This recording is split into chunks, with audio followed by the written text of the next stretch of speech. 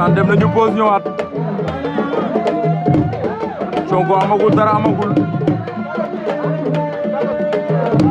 Ousmane Diagne Taf-Taf joogul féete ñu droite Gentleman bu Belawbe wala nga naan bu ndaw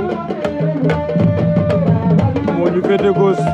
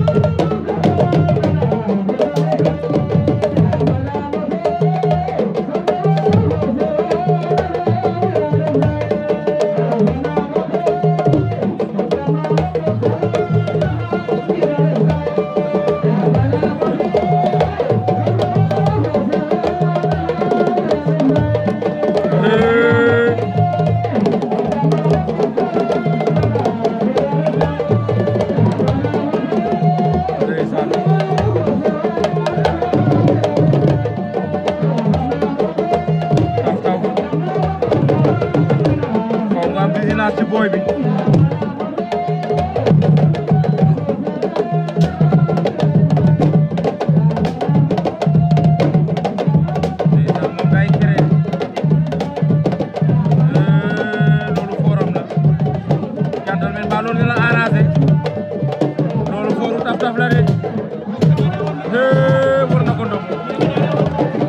xale bi jini la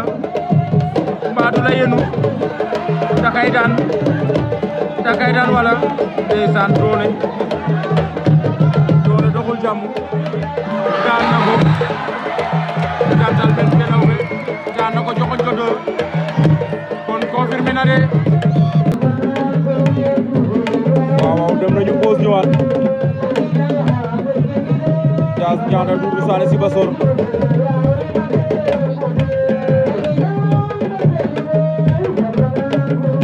Sané moo ñu féete droite Diaz féete ñu gauche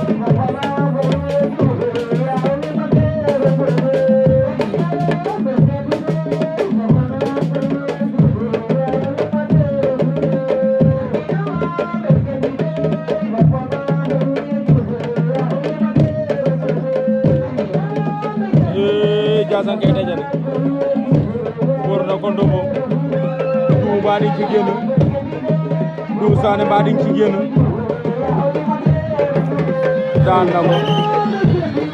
Diaz Ndianda daan na Doudou Sané mu Sibassor de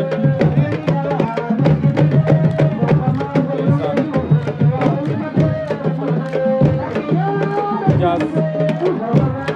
daan na Doudou Sané mu Sibassor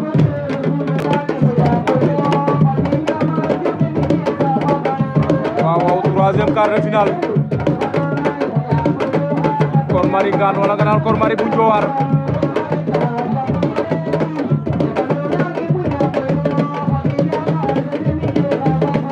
secteur ndeysaan troisième quart de finale de la soirée Moustapha Weeru Kor bu Yengele Kor Mari bu Ngane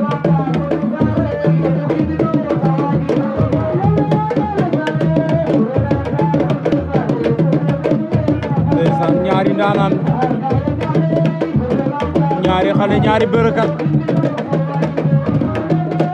doon ay naataango toloo doole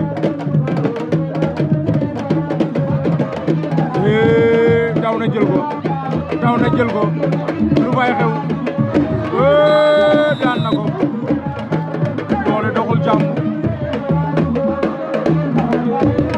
Kor Mari bu Ngane daan na Moustapha Weeru Kor ndeysaan daan nga ndaanaan daan nga champion daan nga mbër waaw premier demi-finale ci Jaxal Xaya yi qui s'oppose entre Gentleman de Belawbe et Diomaye Sarr Hôtel Dior ndeysaan Diomaye moo ñu woon ginnaaw moo ngi lu xonq li Gentleman moom lañ jàkkaarloo ndeysaan naan la ñuy def premier demi-finale poids léger fii ci Ngalaxaya yi ndeysaan deuxième demi-finale bi diggante Kor Mari bu Ngane lay doon ak Diaz bu Ndianda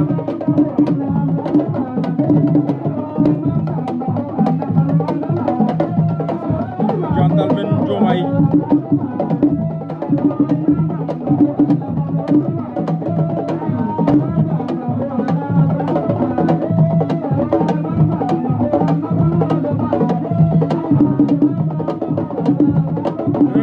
Gentleman ngay bët waaye yéegul lu xew adverse na combat bi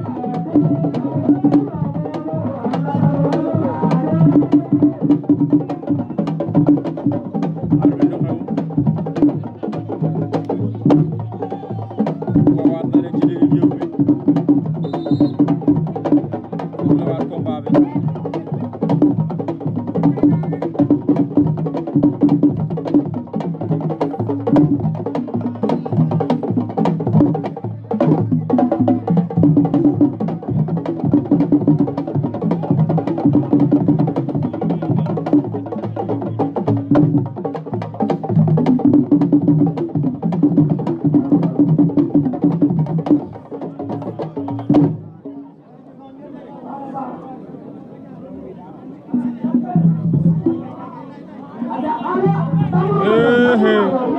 faqat na ko daan na ko doole doxul jàmm Diomaye Sarr daan na Gentleman bu may daw bay ndeysaan daa daw buub ko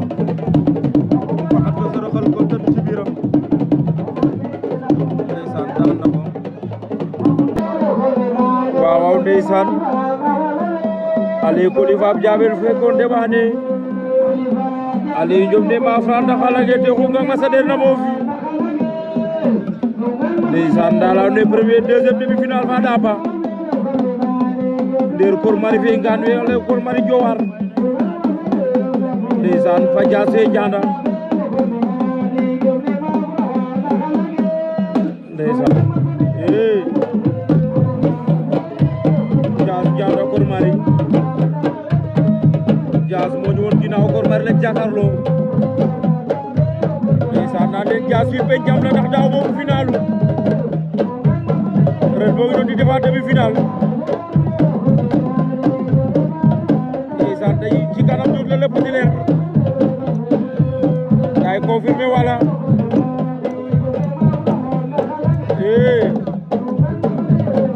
kaw na jël ko ndeysaan ñu rëbb jogaat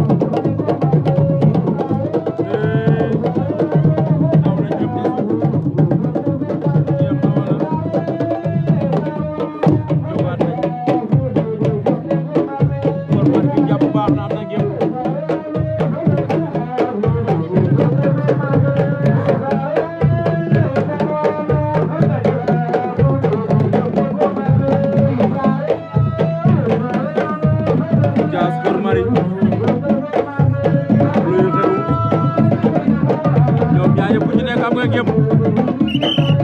arbitre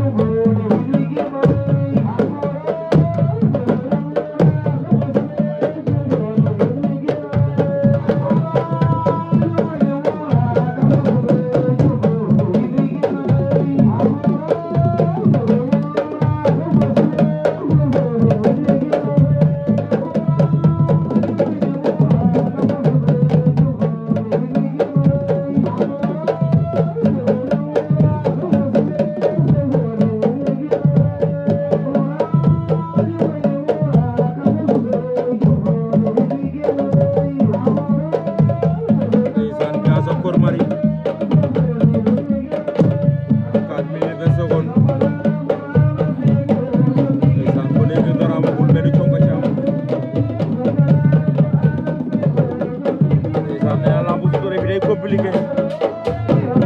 calcul yi bëri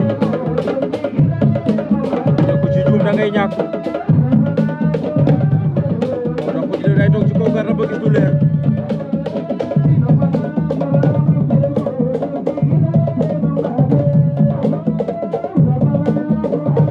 ale ba koye te fapadam kori ana segor ale jom ndiki te fate no mat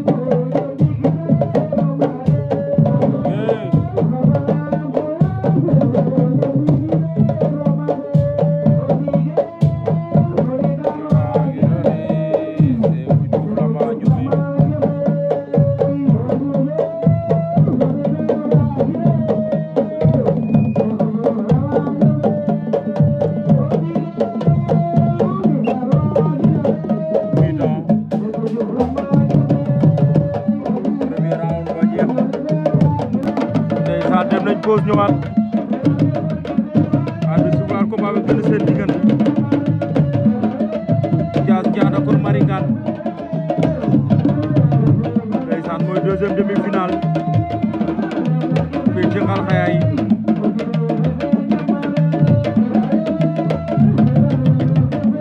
Diaz saw na jël ko Kor Mari bañ na moom kay dajale moom kay tak takay daan wala takay daan wala mooy lu mu mboot na Kor Mari daan na Diaz Diada top 5 mboot na ko mboot bu rëy ndeysaan Diaz domina ndeysaan Kor Mari taxaw na final de mook Diomaye Sarr ndeysaan Diaz domina ndeysaan nee na taw moo ko final woon waaye ren ñàkk na demi-finale de il n'a pas de mérite mbër daanaan nga champion nga c'est ça le score ndeysaan loolu rafet na Kor Mari ndeysaan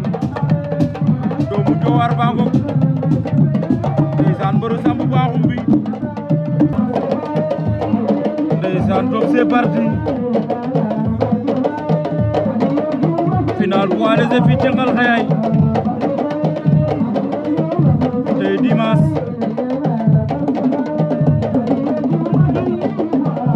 le 14 avril 2024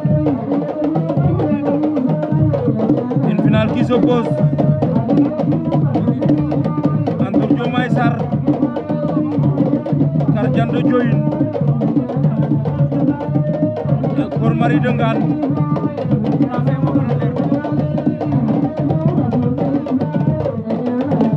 ndeysaan final baa ngoog